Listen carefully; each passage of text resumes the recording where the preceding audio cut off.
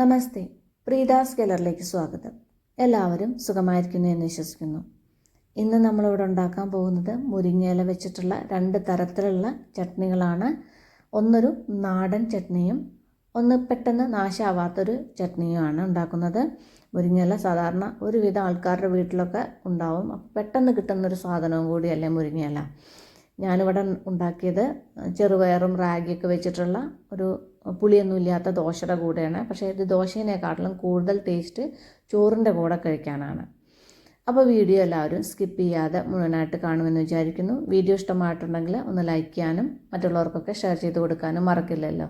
Subscribe ചെയ്യാത്തവർ ഒന്ന് subscribe ചെയ്യാനും മറക്കല്ലേ. എന്നാൽ നമുക്ക് സമയൊട്ടും കളയാതെ എത്രയും പെട്ടെന്ന് തന്നെ ഈ 2 ചട്നികളും എങ്ങനെയാണ് ഉണ്ടാക്കുന്നതെന്ന് നോക്കാം. ചമ്മന്തികൾ ഉണ്ടാക്കാൻ വേണ്ടിയിട്ട് ഞാനിവിടെ കുറച്ച് മുരിങ്ങയില ഊരിയിട്ട് വെള്ളത്തിൽ നന്നായിട്ട് കഴുകിയതിന് ശേഷം വെള്ളം നല്ലോണം വാർത്തെടുത്ത് വെച്ചിട്ടുണ്ട്. വെള്ളം തീരെ ഇല്ലെങ്കിൽ അത്രയും നല്ലതാണ്. കാരണം പാനിലേക്ക് ഇല ഇടുമ്പോൾ വെള്ളം ഉണ്ടെങ്കിൽ മേലേക്ക് പൊട്ടിത്തെറിക്കുള്ളൂ. ഇത് നമ്മളുടെ 2 ചമ്മന്തികളും ഉണ്ടാക്കാൻ വേണ്ടിയിട്ടാണ്. നിങ്ങളുടെ കയ്യിൽ കൂടുതൽ മുരിങ്ങയില ഉണ്ടെങ്കിൽ അത്രയും നല്ലതാണ്. ആദ്യം നമ്മുടെ നാടൻ രീതിയിലുള്ള ചമ്മന്തി ഉണ്ടാക്കാം. അതിന് വേണ്ടിയിട്ട് ഞാനിവിടെ കഷ്ടി പകുതിയോളം മുരിങ്ങയില എടുത്തിട്ടുണ്ട്. കാരണം ഇതിൽ കുറച്ച് തേങ്ങയൊക്കെ ചേർക്കുന്നുണ്ട്. അപ്പോൾ കൂടുതൽ മറ്റേതിലേക്കാണ് എടുത്ത് വെച്ചിട്ടുള്ളത്.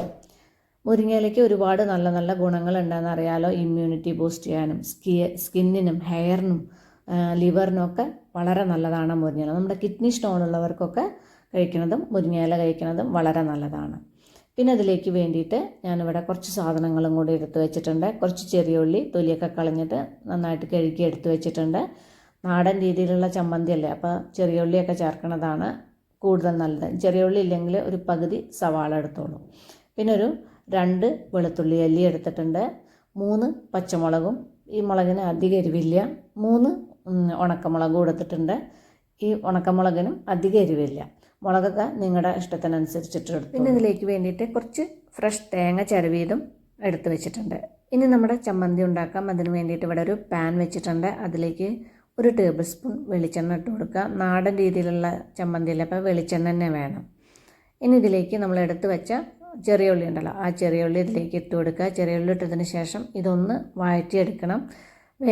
വേഗം വഴന്ന് വരാൻ വേണ്ടിയിട്ട് ഞാൻ ആ വലിയ ചെറിയ ഉള്ളിയൊക്കെ ഒന്ന് 2 ആക്കിയിട്ടൊന്ന് കട്ട് ചെയ്തെടുത്തിട്ടുണ്ട്. ഇനി ഇതിലേക്ക് നമ്മൾ നേരത്തെ അവിടെ എടുത്ത് വെച്ച വെളുത്തുള്ളി ഉണ്ടല്ലോ, അതൊന്ന് ഇതേപോലെ 2 ആക്കിയിട്ടൊന്ന് കട്ട് ചെയ്തിട്ട് കൊടുക്കുക. കട്ട് ചെയ്തിട്ടതിന് ശേഷം ഇതൊന്ന് നന്നായിട്ടൊന്ന് വഴറ്റിയെടുക്കുക. ആ ഉള്ളിയുടെയൊക്കെ 2 ഉള്ളിയുടെയും കളറൊക്കെ ഒന്ന് മാറി വരുന്നത് വരെ വഴറ്റുക. ഇപ്പോൾ ഉള്ളിയുടെ കളറൊക്കെ ഒന്ന് മാറി വന്നിട്ടുണ്ട്. ഇതുപോലെ ആയിക്കഴിഞ്ഞാൽ ഇതിലേക്ക് നമ്മൾ നേരത്തെ അവിടെ എടുത്ത് വെച്ച ചുമന്ന മുളക് ഉണ്ടല്ലോ, ആ ചുമന്ന മുളക് ഇതിലേക്ക് ഇട്ട് കൊടുക്കുക. പിന്നെ ആ പച്ചമുളക് ഉണ്ടല്ലോ, ആ പച്ചമുളക് ഒന്ന് ഇതേപോലെ ഒന്ന് 2 ആക്കിയിട്ടൊന്ന് കട്ട് ചെയ്തിട്ട് കൊടുക്കുക. ഒരുപാട് ചെറുതാക്കൊന്നും വേണ്ട, ഇതുപോലെ ഒന്ന് 2 ആക്കി കട്ട് ചെയ്താൽ മതി. അതേപോലെ അങ്ങോട്ട് ഇട്ട് കഴിഞ്ഞാൽ നമ്മുടെ മുളക് മൂത്ത് വരുമ്പോൾ മേലേക്ക് പൊട്ടിത്തെറിക്കുകയുള്ളൂ.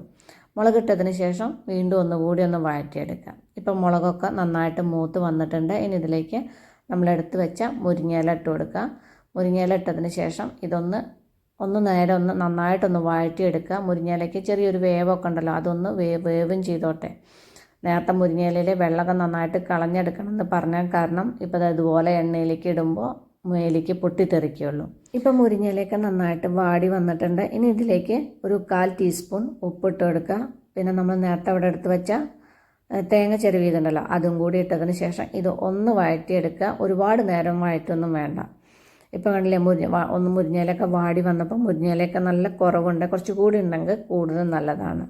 ഇനി നമുക്ക് സ്റ്റവ് ഓഫ് ചെയ്തിട്ട് ഇതൊന്ന് തണുക്കാൻ വയ്ക്കാം. ഇനി ഇത് അരച്ചെടുക്കാൻ വേണ്ടിയിട്ട് മിക്സിയുടെ ഒരു ചെറിയ ജാർ എടുക്കുക. അതിലേക്ക് നമ്മളിപ്പോൾ വഴറ്റി വെച്ച തേങ്ങയും മുരിങ്ങയിലയും ഉള്ളിയൊക്കെ ഉണ്ടല്ലോ, അത് നന്നായിട്ട് തണുത്തിട്ടുണ്ട്. ഇതുപോലെ തണുത്ത ശേഷം മാത്രം ജാറിലേക്ക് ഇട്ട് കൊടുക്കുക. പിന്നെ ഇതിലേക്ക് നമ്മൾ ഒരു സാധനം കൂടി ചേർക്കാനുണ്ട്. ഇതിലേക്ക് ഞാൻ കുറച്ച് പുളി, ഒരു ചെറിയൊരു കഷ്ണം പുളി വെള്ളത്തിലിട്ട് കുതിർത്ത് വെച്ചിട്ടുണ്ട്. കുതിർത്ത് വെച്ച് കഴിഞ്ഞാൽ നമുക്ക് അരച്ചെടുക്കാൻ സൗകര്യമാണ്. ഈ പുളിയും ഇതിലേക്ക് ഇട്ട് കൊടുക്കുക. ഇനി ഇതിലേക്ക് വെള്ളമൊന്നും ചേർത്ത് കൊടുക്കല്ലേ, അടച്ചിട്ട് ഒന്ന് നന്നായിട്ടൊന്ന് ചതച്ചെടുക്കുക. ഇതുണ്ടല്ലേ, ഇതേപോലെ ഒന്ന് ചതച്ചെടുക്കുക. നമ്മൾ അവിയലിനൊക്കെ ചതച്ചെടുക്കണ പോലെ ഇതുപോലെ ഒന്ന് ചതച്ചെടുക്കുക. ഇനി നമുക്കിതൊരു ബൗളിലേക്ക് മാറ്റാം.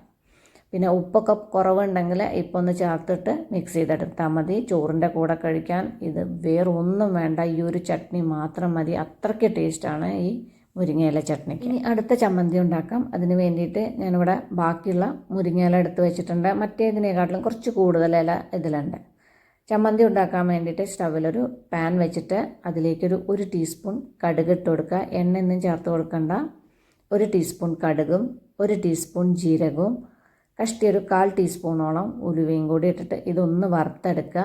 ഉലുവ കൂടുതൽ ചേർക്കണ്ട. ഉലുവ കൂടുതൽ ചേർത്ത് കഴിഞ്ഞാൽ നമ്മുടെ ചമ്മന്തി കായ്ച്ചു പോവുകയുള്ളൂ. ആ കടുകൊക്കെ ഒന്ന് പൊട്ടിയിട്ട് ഉലുവയുടെ കളറൊക്കെ ഒന്ന് മാറി വരുന്നത് വരെ ഒന്ന് വറുത്തെടുക്കുക. ഇപ്പോൾ ഉലുവയുടെ കളറൊക്കെ ഒന്ന് മാറി വന്നിട്ടുണ്ട്. ഉലുവയൊക്കെ നന്നായിട്ട് ചുമന്ന് വന്നിട്ടുണ്ട്. ഇതുപോലെ ആയാൽ മതി. ഇനി നമുക്കിതൊരു പ്ലേറ്റിലേക്ക് മാറ്റാം. ഇനി ഈ സെയിം പാനിൽ തന്നെ നമ്മളെടുത്ത് വെച്ച വറ്റൽമുളക് ഉണ്ടല്ലോ, ആ വറ്റൽമുളകും കൂടി ഇട്ട് ഇതൊന്ന് വറുത്തെടുക്കുക. ഇപ്പോൾ മുളകും മൂത്ത് വന്നിട്ടുണ്ട്. ഇതും നമുക്ക് നേരത്തെ എടുത്ത് വെച്ചതിലേക്ക് മാറ്റാം. ഇനി ആ സെയിം പാനിലേക്ക് തന്നെ 1 ടീസ്പൂൺ എണ്ണ ഇട്ട് കൊടുക്കുക. ഒരുപാട് എണ്ണയുടെ ഒന്നും ആവശ്യമില്ല. എണ്ണ ഇട്ടതിന് ശേഷം പാൻ ഒന്ന് ചുറ്റിച്ചു കൊടുക്കുക, പാനിൻ്റെ എല്ലാ ഭാഗത്തും എണ്ണ ആവാൻ വേണ്ടിയിട്ട്. ഇനി ഇതിലേക്ക് നമ്മൾ നേരത്തെ അവിടെ എടുത്ത് വെച്ച മുരിങ്ങയില ഇട്ട് കൊടുക്കുക. മുരിങ്ങയില ഇട്ടതിന് ശേഷം മുരിങ്ങയില ഒന്ന് വഴറ്റിയെടുക്കുക. ഒരുപാട് നേരമൊന്നും വഴറ്റണ്ട. മുരിങ്ങയിലേക്ക് ഒന്ന് വാടി വരുന്നത് വരെ വഴറ്റിയാൽ മതി. കാരണം നമ്മൾ ചട്നി അരച്ചതിന് ശേഷം വീണ്ടും ഒന്ന് വഴറ്റിയെടുക്കുന്നുണ്ട്. ഇപ്പം മുരിങ്ങയിലൊക്കെ വാടി വന്നിട്ടുണ്ട്. ഇനി സ്റ്റവ് ഓഫ് ചെയ്തിട്ട് ഇതൊന്ന് തണുക്കാൻ വയ്ക്കാം.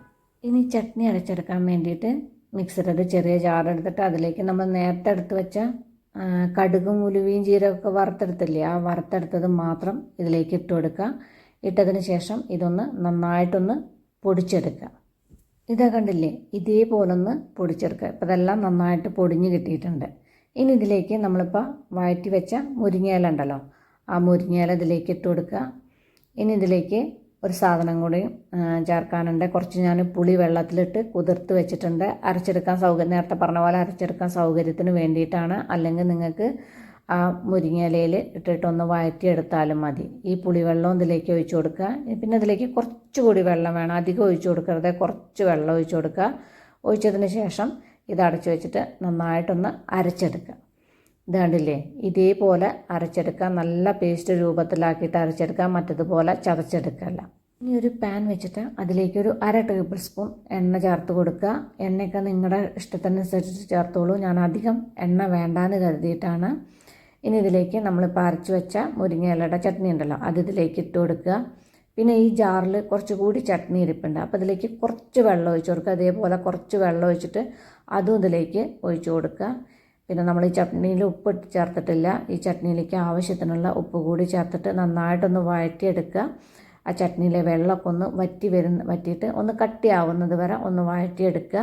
അപ്പോഴേക്കും നമ്മുടെ മുരിങ്ങയില നന്നായിട്ട് വെന്തിട്ടുണ്ടാവും. ആ കടുകും ജീരകമൊക്കെ ഇല്ലേ, അതൊക്കെ നന്നായിട്ട് വെന്തിട്ടുണ്ടാവും.